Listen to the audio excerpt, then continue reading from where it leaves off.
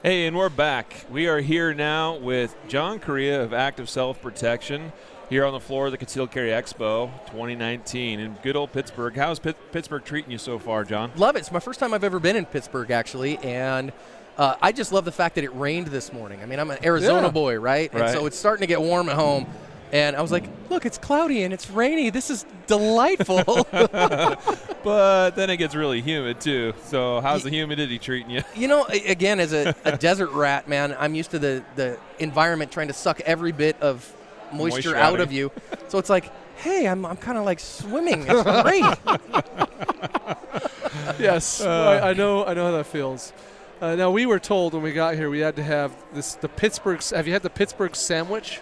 I have not. Permanente Brothers? So we haven't been there yet, but we were told we have to. But everybody tells you, yeah. We went Wednesday night. When we're done here, we're going to Permanente Brothers. It was unique.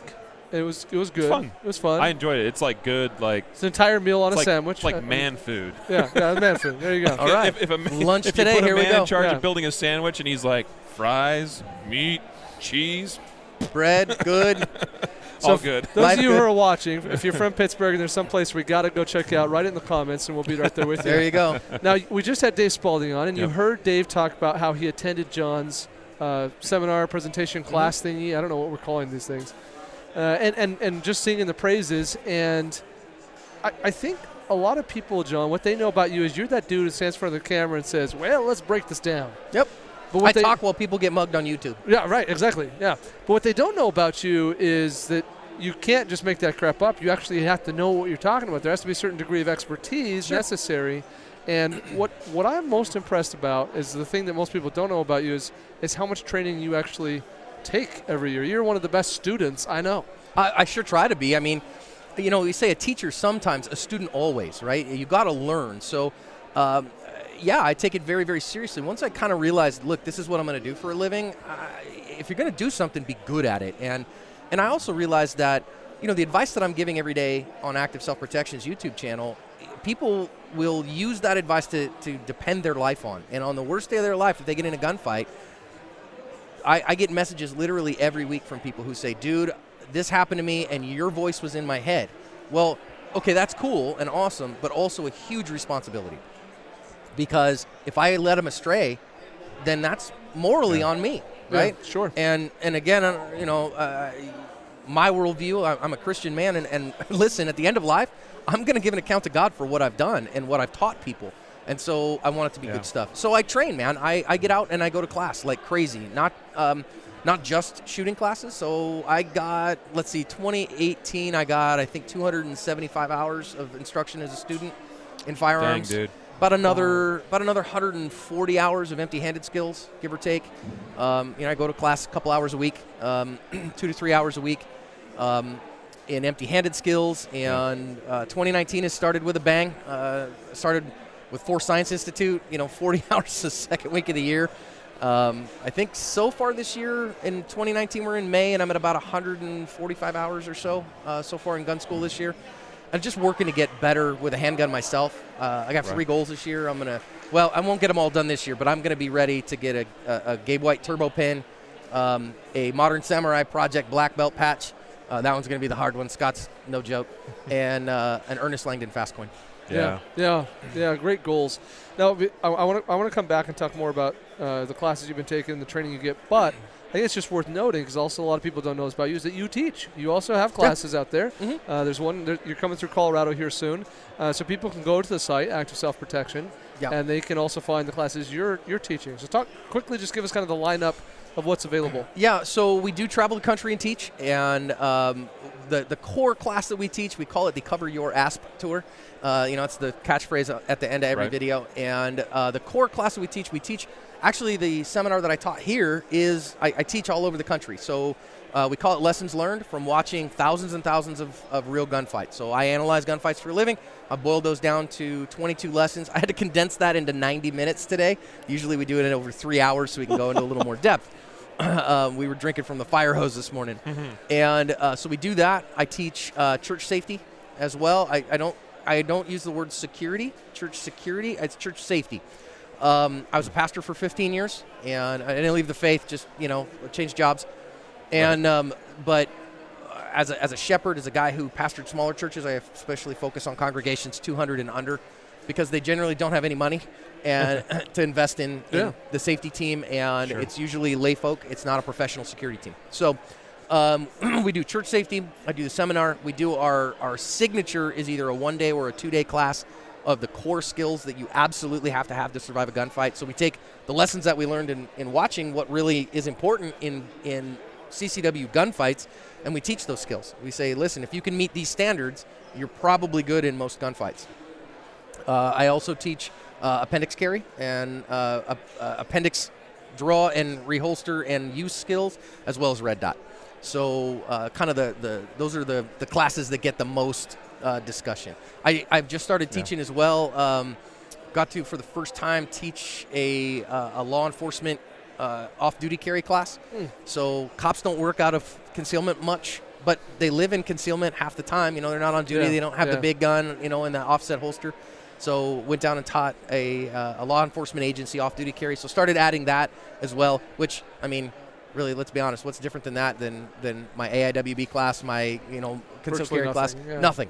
Other than I can hopefully guarantee they're carrying at least a decent gun, because their agency hopefully requires them to carry a good one. Right. Actually, go ahead. I just wanted to actually ask why appendix carry for you, and what. You're right. This is kind of a big topic of discussion amongst a lot of different crowds. Yeah. So I know you didn't always used to carry that way. So no. Why? I transitioned to AIWB about 3.5 years ago or so because I hate my genitals. No, of course not. It's demonstrably faster out of the holster. It is much easier to defend the gun. In a fight. So we talk about, you can do it strong side too, but especially as a grappler, I'm taking jiu-jitsu now. With my elbows, you basically can't get this gun off me if I'm not going to let you do that. Much harder to do strong side, easier to get the gun out fast and on target, and actually I think more comfortable and safer, because the thing that I see as a teacher, I see it all the time. I see it as a student all the time too. People say, well, you're pointing a gun at your junk, and blah, blah. And I always say, let's sing another chorus of holstered guns aren't pointed. Holstered guns are holstered. But when you go to holster, I see people strong side. They point guns at themselves all the time. Angling it in. Yeah, they're fishing their gun in. Looking for that opening. And it's so much easier for me to look at my holster and make sure that it's not pointed at me, and make sure the gun's not pointed at me when I carry an appendix. And when I put it away. So that's why I carry AIWB. I'm not the guy that says, if you don't carry appendix, you're wrong. Listen, carry how you want to carry. Yeah, I don't care. Right. I don't recommend small back, because there's dangers associated with that. But you want to carry strong side? Rock and roll. You want to carry it in your pocket? Great. You want to carry appendix? Awesome. Right. On body, please. On body. But there's, regardless of where you carry, there's still some basic standards, some minimums that you ought to be able to achieve. So let's talk about that a little bit. As far as based on your research, your study, you said appendix carry is demonstrably faster. And I agree with you. I made that transition 2 years ago now. 2.5, 3. Like that. Yeah. Because I'm with you there, brother.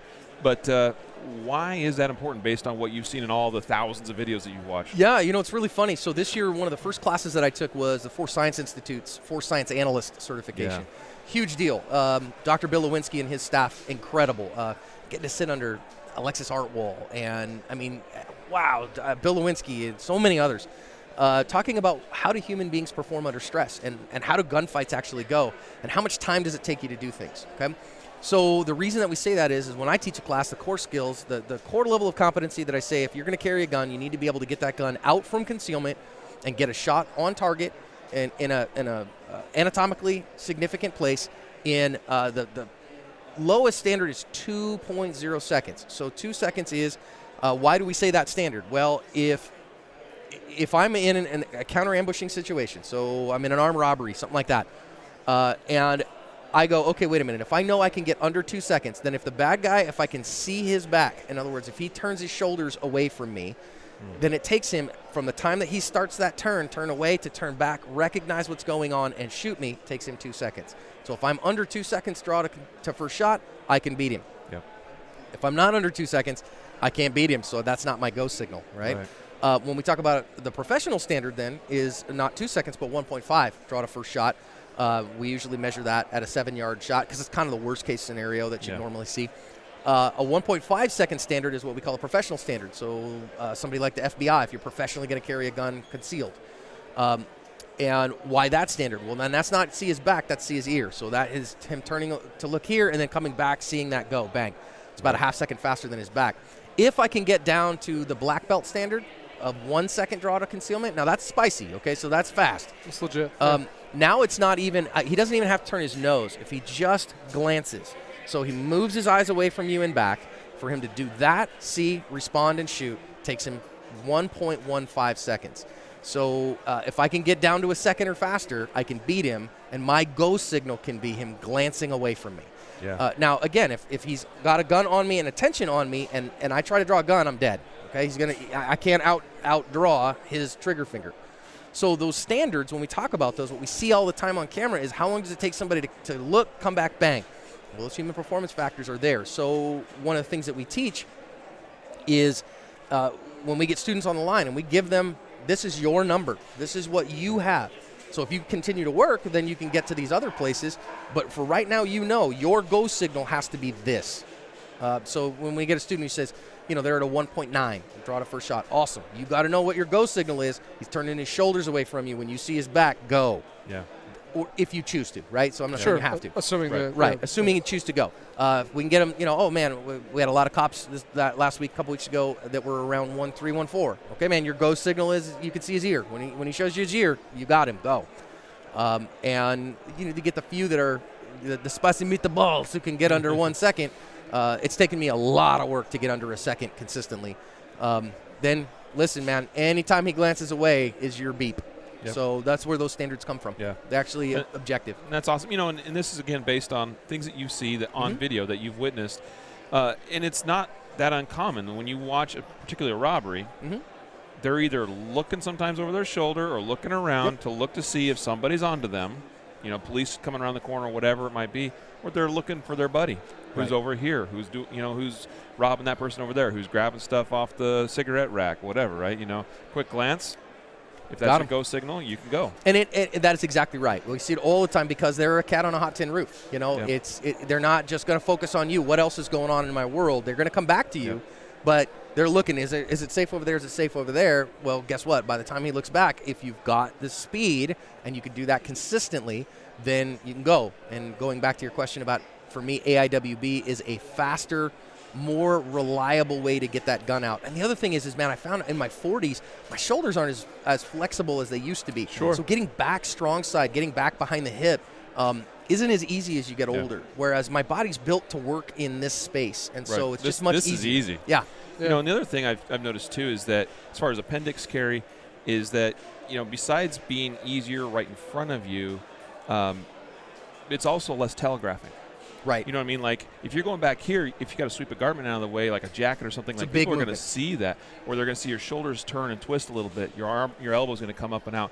Here, you can do some pretty covert draws right in front of you. Yep. Sometimes even when someone's right in front of you, if they just take their attention away from you for a moment. Right. So, hey, man, let me get you my wallet. Whoop. Bam. Much faster here, and less telegraphic movement. Yeah. One thing I remember, I'm pretty sure this is a Correia statement, but I think, and I may not say it the way you say it, but this always sticks with me, is I remember that he who gets first shot on target generally wins. Yes, and so one of the big things that I talk about in the seminar is I jokingly say the first shot in the meaty bits wins. Okay? Yeah, there it is. And really the time that counts is not the time to first shot. It's the time to first hit. Right. You can miss fast enough to win a USPSA stage, right? And, sure. And I love competing, right? I love competitive shooting. I think competitive shooting is really useful for all self-defenders, right? It teaches you to shoot fast and accurate, teaches you to think with a gun in your hand, move effectively and quickly. That's all great things, okay? But you can Charlie your way to a USPSA stage win, right? But you cannot Charlie your way to a gunfight win. You've got to hit alphas, right? This spot here, that anatomically significant spot, is either it's one of the reasons I love the NRA B8 target. That 5.5-inch circle, the black there, is right about the size of my heart and major blood vessels. So that's what I got to hit. Or this, this spot on my thumb right here, this bit is about as big a spot. It's about a 2-inch circle that sits right here. And man, that's a really small target. Yeah. And the first guy to get an anatomically significant hit, that hits that what I call the fibs factor, fudge, I've been shot. Once you whack a guy and you hit him in the high thoracic, that starts getting him to think about other stuff. And he's not thinking about shooting you anymore. He's thinking about, whoa, that hurts. And once you hit that, some people call it, now they incorrectly call it the OODA loop. You know, Colonel Boyd would call it the OODA loop, right? So he called it OODA. I'll call it OODA. And whatever you think of that particular articulation of the problem, once you reset his ability to think about hurting you, you're way ahead. The first one to get a hit, now I can get a second hit, and he's diminished, and I diminish him every time I get him. So first one to get an anatomically significant hit almost always wins the gunfight. Right. Yeah, that's key. Yeah. Another interesting thing that I always remember from you, and I want you to talk about this a little bit, is our tendency to focus on certain common things like carrying spare mags or having a red dot is going to give me this edge, and it, kind of this 80-20 factor, right? Yep. Of are we focusing so much on that 20%, 80% of stuff that really doesn't make much impact on the gunfight. Mm-hmm.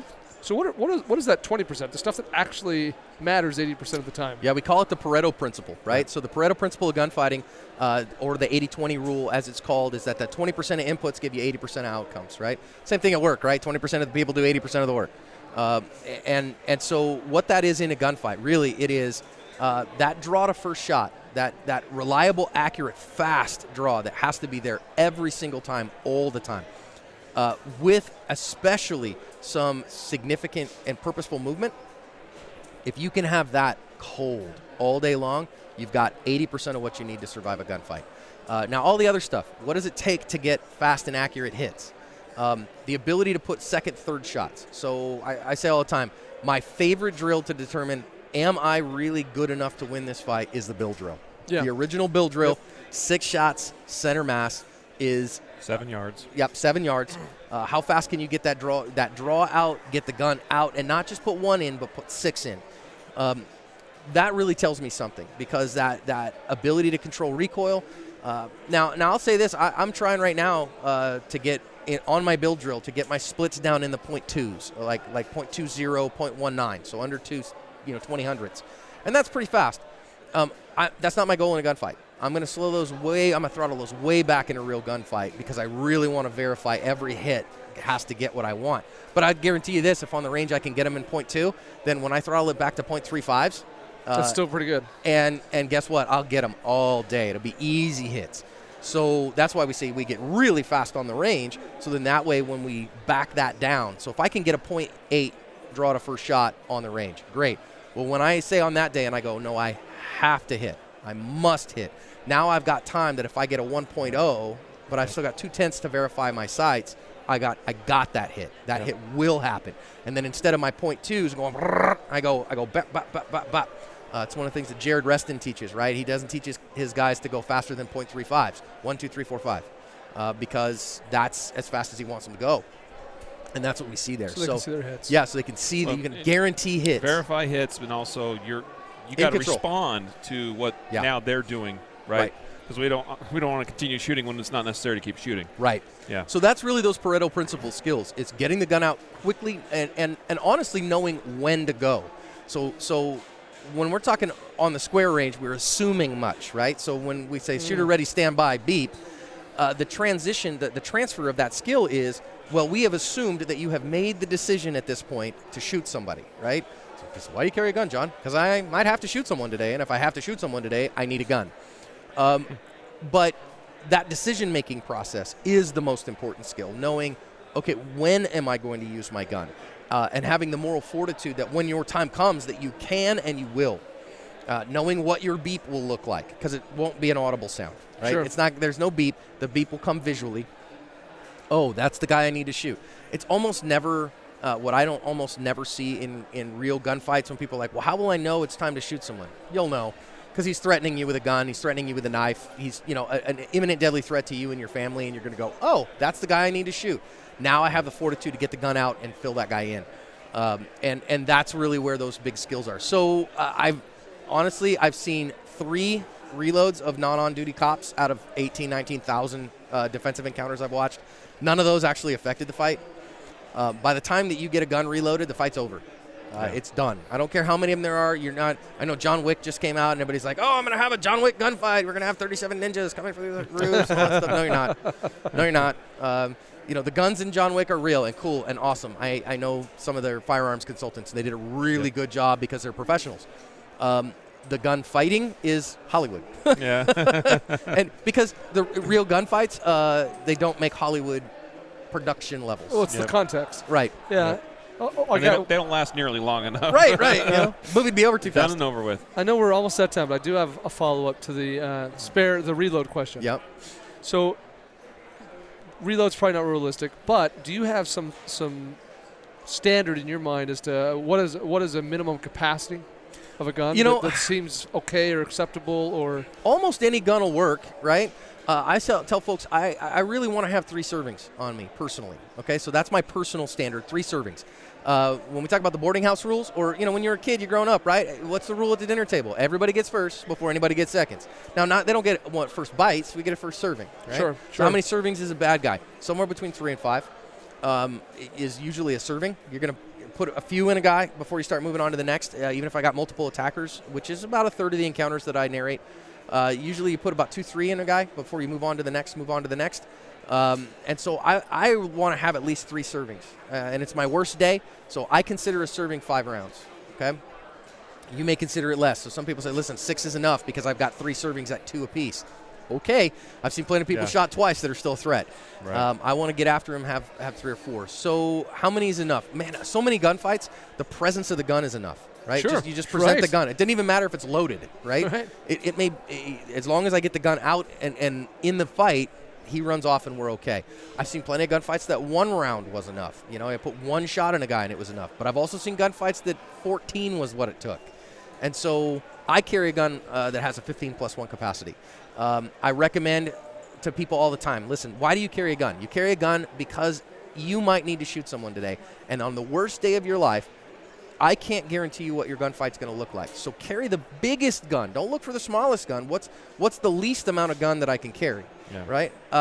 Carry the biggest gun you can get into your world. Now, your world, that might be a little bitty single stack subcompact 9. Sure. Okay, and if that Glock 43 6+1 is all you got, okay, man, that's the fight you got. That little J-frame revolver, 5 shots, okay, man, then that's what you got. But you better be good. You better be really good with it. Me personally, I carry my cheater gun every day. Why? Because if I get in a gunfight, I'm going to cheat. No, you would rather not come with an even fight. Right. Well, and when the gun comes out, nobody gets done with a gunfight and went, man, I should have been carrying a harder gun to shoot. I should have been carrying a gun with less capacity. Right. No, I ended with 5 rounds left in my mag. Yeah, gosh, man, what was wrong with me? I've carrying too much gun all this time. No, man, thank God I had what I had on me, right? Yeah. They say the only time you got too much ammo on you is if you're drowning or on fire. And so, I tell folks, listen, no matter what context, I'm not telling you have to carry X gun, but you should think about how much gun can I carry, based on your work situation, your living situation, those things. Me, I'm not a small guy, so I've got a full-size gun. I have, like my friends Melody Lauer, Lima 2s, that little bitty lady carries a G34. Mm-hmm. Serious. Seriously, 17+1, and she's wee. When I say wee, she's like 98 pounds of nothing. My friend Annette Evans, again, a real little person who's carrying typically I think she's carrying a SIG 320 the last I saw, or a Glock 19 or something. And again, bigger she's guns. Nothing. Yeah. And she's not big, so if they can get away with it, you can get away with it if you dress around it. Yeah. Stephanie, my XL, carries a full-size gun. Neil, my director of market, full-size gun.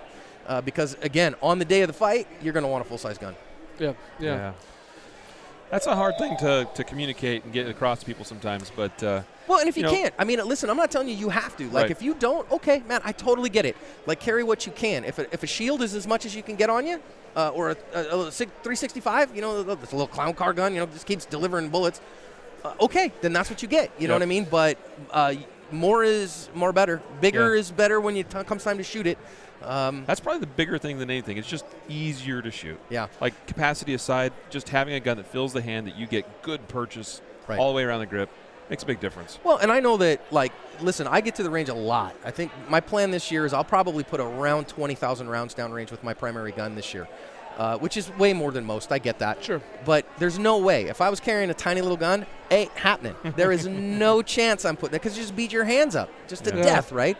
But that bigger gun I can train with more, and it doesn't beat my hands up as much. I can go to the range and put 300-400 rounds downrange in a couple of hours, and my hands are tired. But if I tried that with a little single stack, forget it, man. It's not happening. So you're going to practice less, which means that your skill set won't be as high. So now we're cascading down into areas we don't want to be in. So that's why I recommend that. Yeah. Again, I'm not telling you what you got to do. If you're carrying a little gun, great. You still need to go practice with it. You still need to be good with it. And in my opinion, you need to be better. I was joking in my seminar earlier that Claude Werner carries a little crappy Jimenez J22 22 long rifle in a holster made out of a milk carton that he made himself. Yeah. Well, guess what? The guy who led the elite Rogers shooting school and was a former Special Forces soldier, he's good enough to pull that off because his skill level is so incredibly high. It's enough for him. I don't think I'm that good, quite frankly. Sure. Well, I think it's about a journey, for a gun owner, and saying, this is where I am today. What's the next thing I can do to up my game a little bit more? And all of us are in that journey and trying to get better. And I've been carrying every day now for about 13 years, give or take. And of course, the first gun I bought was wrong. I tell folks all the time, when I got my first CCW, I bought the wrong gun. I loaded it with the wrong ammo. I put it in the wrong holster, and it was a whoopee. It made me feel good. It was my security blanket. But you're not married to that choice. That's right. Right? You can change, and it's okay. And I carried a 1911 for a while because my pop is a Vietnam Marine, and the only pistol in the Marine Corps manual is a 19 by God 11 as Jesus and John Moses Browning intended, and 40 by God 5. And I carried that for a while, and then I realized, man, it's just not. There's some limitations here that I'm really not about. So then I made a change again, and I made another change. And, carried a VP9 for a long time. I'm an HK brand ambassador, and those happened in reverse order. So I carried the VP9 for several years, and then HK is like, "Hey, we really like that. Can we send you guns and money?" Yes. And then I recently made a switch to a P30. Again, I changed again because thinking through my problems and my challenges, this meets my needs better. With the LEM trigger, right? Yeah. Which is an amazing trigger. Gucci'd up, too, by Bruce Gray and his team at Gray Guns. Yeah. Super good guys. Impressive. Cool, man. John, we've taken enough of your time. Thank you so much for sitting down with us here at the Concealed Carry Expo. Dude, man, and great Expo Expo this year. Seeing you again very soon. So thanks for having me on, guys. Really appreciate you. Until the next time. Thanks, everyone. All right, stick around. We'll be back just in a few minutes. We got a lot more great content coming to you here from the show. And there we go. Use that vehicle to get away from the situation, to evade first. That's your always #1 top priority. #2 is to use the vehicle as a weapon if necessary. And #3 is to make the decision about getting out of the vehicle or fighting from within the vehicle. If I determine that I want to use my firearm and I need to draw my firearm, how to best draw it, how to access it, and how to present it to target given all of the environmental challenges, things like seat belts, steering wheels, doors, glass, etc. We're going to talk about what happens when we shoot auto glass. And that's a lot of change in trajectory. So no matter how we use a vehicle as cover, we need to be ready to move quickly and dynamically around it to where we're keeping it between us and them. A little bit more coming around, and now I can see him. Slicing the pie around this tire and wheel. So there's a myriad of situations where you might find that you have a threat in the car that you need to deal with.